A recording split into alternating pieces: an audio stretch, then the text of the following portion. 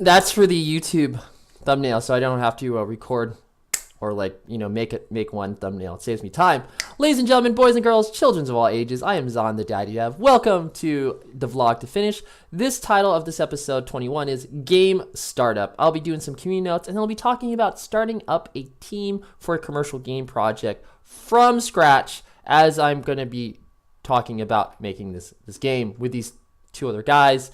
Quickly about the community notes, Kurt Indovino, one of his fans, Ite, has made for him a Kurt Indovino channel, which is beautiful. This is a great place for networking because Kurt Indovino attracts many different types of game industry people and regular game people and people like me, who's like a low-level developer who hasn't made any real commercial project, and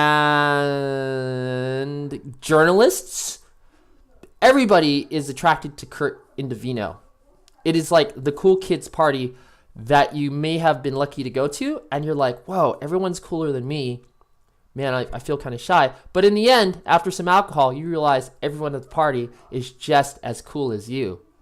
Meaning, they like you and it's a very open community. I would suggest checking it out. I'm going to put a link to his channel at the end of my video. Look at his video, look at his link. I'm a little shy actually and hesitant to share the Discord because it is a bunch of cool people. I really hope we don't get anyone who would mess up the awesomeness that is there, right? So if you're interested in game anything, look at Kurt Indovino's, mess that up obviously, Discord. There you go. Enough said about that. Let's jump into what I really want to talk about today, and that is starting up a video game project, a commercial game project. So here are our notes for our first meeting. We haven't had our first meeting. I was going to do a video about time management because we're all busy developers.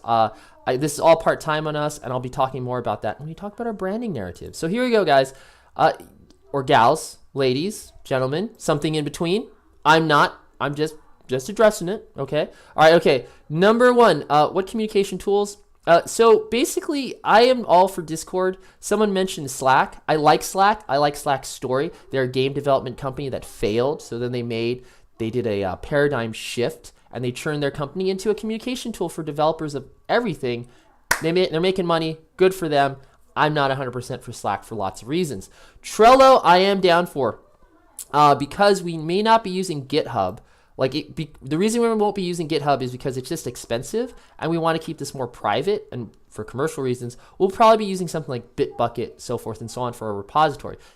Because of that, we won't be using GitHub's communication tools like their boards. So Trello as another way to use boards to communicate, I am 100% down for. I am not 100% knowledgeable about Trello, but I do like what other developers have said about it, and I'm watching some videos to train myself on it.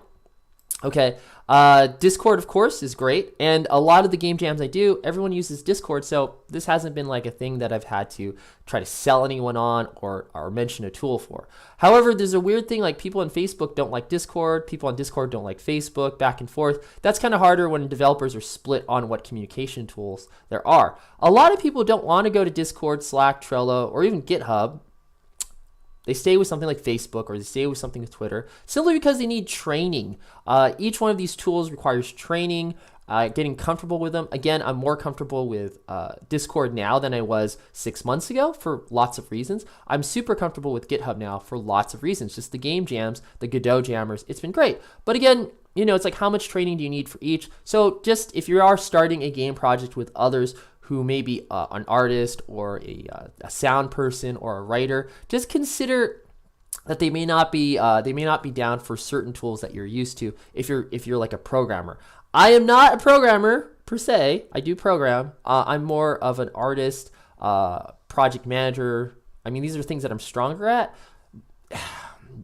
I'm not the best programmer. So enough said. I've had to learn these tools because I do deal with amazing programmers all over the world, that's for fact, in different continents and countries. And yeah, I've just had to learn these tools to communicate with them, and it's been an amazing experience. Anyway, enough said. What is our social media and marketing policy? Again, what needs team approval? I think saying the N-word needs team approval. Okay, it's bad. I was going to start this joke with this idea that racist comments is what needs team approval, but the N-word, I am talking about Nickelodeon messing up cartoons. I said it. I'm just kidding. I'm just kidding. You know the other N-word. We need to approve our racist comments. Now, what does that mean? Well, what do we say as a team? Ideally, what's happened is that if someone posts something on Facebook, is it something that we can all agree to? I would rather trust everybody and have just a certain set of guidelines, like no racist comments, and we just let everyone post whatever the heck they want. Once we have these guidelines and rules agreed upon, then everyone can be self-autonomous, so it's not a big deal. The other thing here is what can be shared on or posted to the public. So this is just something like this video. I have no one from the team has told me not to post this stuff. So I'm posting it right now. This is fully undisclosed. So again, what can we post? Can I make videos about this stuff? Is that okay with the team? What can they make videos? Should we post about family stuff? Should we post about our personal lives? How much should we share about our personal lives? All that stuff is related to what we can post publicly. Related to the project, of course. What's our branding narrative? And that also affects our branding narrative. If you're not familiar with branding narratives, my master's degree at work, I'm still paying off for it. The branding narrative is basically consistent. I'm going to use Kurt Indovino as an example. Kurt Indovino, I found his channel because I'm into game development. So I found one of his amazing videos about, actually I think I'll post it. I'm going to post that video that made me a fan of Kurt. And he, to me, was a game developer. However, branding wise, he says he's not a game developer. He is a journalist, a game journalist. And that has helped him. It's helped him move the ranks of YouTube and gotten jobs and found ways to monetize video game journalism. That's cool. That's what he did. That's why branding narratives are so important. When you meet someone, they need to leave knowing what you do and why it's important. Or better yet, they just need to know what you do because that's important. So if anyone asks us what we do, as far as game development, we are 3 game developers who have decided to team up and basically make a commercial project. That is our branding narrative. For our project's brand, it's, what's our game about? It's basically a brawler. It's a nostalgic brawler. It's a nostalgic brawler that is for people that love video games from the 1980s, 1990s, and early 2000s. It's going to have tons of jokes, references to that, and we're really excited to really give this game a chance, and hopefully as an indie studio, as 3 individual developers trying to make this game, we hopefully find an audience. We hopefully just, put a great experience out there that people enjoy. Something like that. That sounded like a lot of fluff and BS. So we have to fine tune our narrative so we can share it with everybody else. Okay. So that's why that's important. Legal. I'm not an attorney, but I do like this agreement that I've interpreted from the law. So take it with a grain of salt. Use at your own risk. Okay. The default shared license agreement really came from the game jams. The scenario is, what if a bunch of game jammers made a game and said, screw it, let's go commercial. And some people that started that project are like, no, I don't want to go commercial. I hate Digivolver for whatever reason. I personally love them, but someone can say they don't want to go with a publisher. They want to publish it themselves. Well, what they do by default is they can pull their assets. We'll say it's the music person, the sound person. The sound person who made all the songs says, you know what? No, Digivolver beats up kittens at night. And I think they think they should just put them to sleep, not beat them up and torture them to make video games. That's not true at all. I'm just making a story up, of course, for this example. So that music person says, no, pull out my songs. You can't use it. And then the rest of the team says, okay, all right, we're going with Digivolver as a publisher. Then here's all your music back. Thank you so much for helping us make our game in the first place. That's it. It's beautiful. It's a default shared license agreement. The reason we have this in place is that as 3 individual people, developers, I would suggest right now we are not a partnership, or anyone you work with is not technically a legal partner, because in different countries like the United States, being a partner in a partnership entails legal crap. So if you say you're 3 individuals working together by sharing your not your resources, but sharing your assets, your libraries, like a code library, an art library. I don't know. I'm like doing an animation library, so I'd own the animations. That makes it a lot easier for legal purposes. Just throwing it out there. All right, enough. Stakeholder. Well, then what's a stakeholder? So you're probably familiar with a shareholder. A shareholder is a person who owns part of a company, and every year or every 4 quarters, they get paid a certain amount in dividends and stocks from a company. Like Facebook has shareholders. At some point, they get paid a certain amount of money every quarter, right? We're not that type of business. What a stakeholder is, again, not an attorney, but a stakeholder is someone who has something to lose. A stake, like gambling, has something to lose. And what we as stakeholders have to lose is not money at this point, is time, precious time. We're all gonna die, right? We exchange our lifetime for money, as morbid as that is. Since we're not getting money, our blood, sweat, and tears and precious life is being invested in this time together. That to me is worth more than money. And that's scary. And what that means is that we have something to lose if this project goes to hell. Just gonna say it right now, okay? So if this project really messes up, it would be heartbreaking for me because of the time and life I invest in it. And I feel that's the way every member in this 3-person team, 3-man team, not to be genderfied, but is a man team, 3-man team feels. So I trust everyone right now, okay?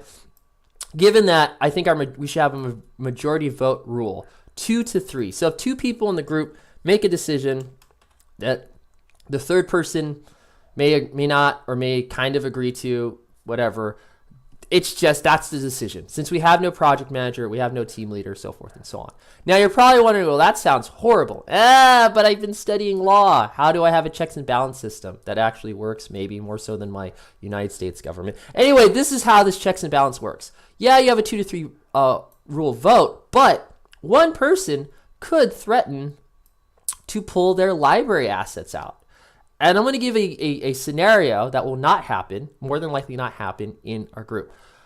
There's a decision by 2 of the members to make a porn game. Let's go full on hentai. And one of the members says, nope, that's not what I signed up for. So then they threaten to pull their library out. And now there has to be renegotiations. This system, these 2 things put together, help give decision making and make it fast, at the same time protect the minority that may not agree with the decision. I know it's beautiful.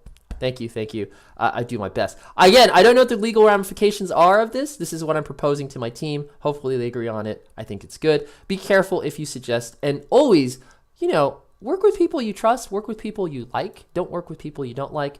It's just, that's just common sense. I hate to use that word, but it is kind of common sense. Anyway, Game Doc is our Bible. So related to changes, you decide on the type of genre, not hentai, not porn game. You don't want to change that mid-project because that could just make everybody upset. Moreover, there's a bigger example, which is Ultima. I believe it's Ultima. Ultima, at some point, they decided to, make a 3D game, which was great. And it was amazing. But then they decided to change engines 2 more times. They changed engines so many times, I don't think the Ultima Online that was supposed to come out ever came out because they just lost money. They kept trying to make the game so pretty and so more advanced that it just fell under them. So whatever we decide in the game doc, like gameplay, what engine we're using, we should really be careful if we amend it. I'm all for change if we need to, but I'm against changing things just because it might be more profitable or it might be a trend, so forth and so on. Copying other people is never going to work. And, I just realized here, now I know what this is supposed to be. We'll put 8, we'll put 9. I forgot to put this in here. The monetization structure, how will we make money? How will we make money? Okay, so I'm going to put here, I know loot boxes are a dirty word, but I'm putting out here because I do want to talk about it in the meeting. And actually, so again, this hasn't been decided. You know what? We're going to throw loot boxes out. I personally don't want to touch them. There's too much negativity. But I do want to go with the DLC model. And I strongly believe that's the best way we can do it. I I don't think we should charge money for an initial game because no one cares about us.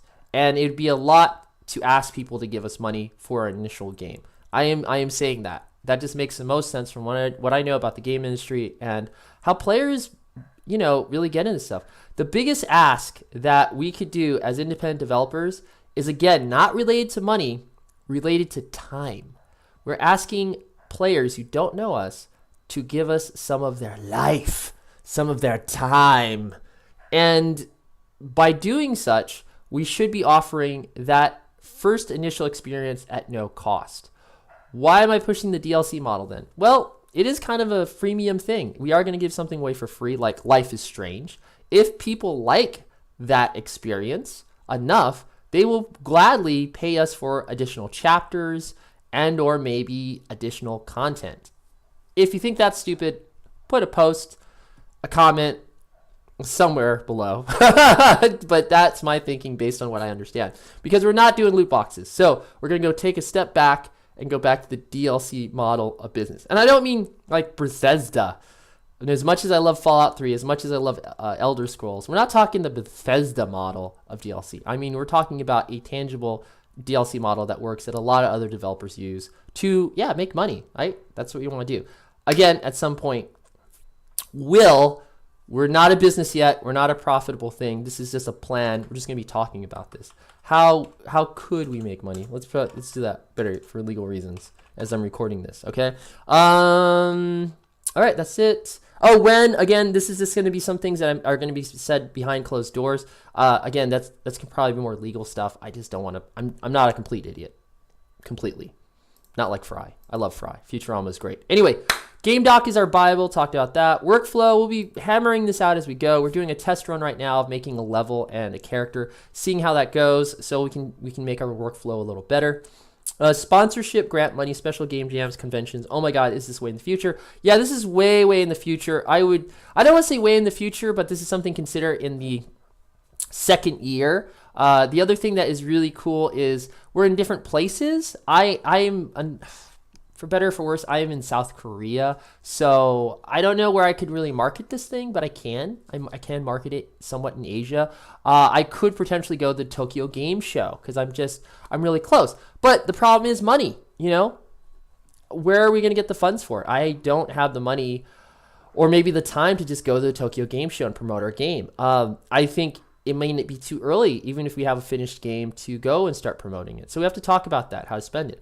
Vice versa. You guys my team is in the US. So two of those guys could go, either one of them could go to a game show, local game convention, which I do recommend. Smaller conventions are also great places to market a game. Then they cost less money to potentially going to like PAX or something. Oh God, it's like thousands of dollars.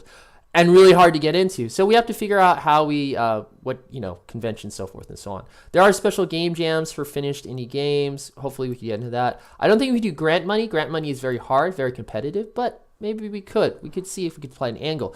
The other issue with grant money is sometimes you have to change your vision to match the grants.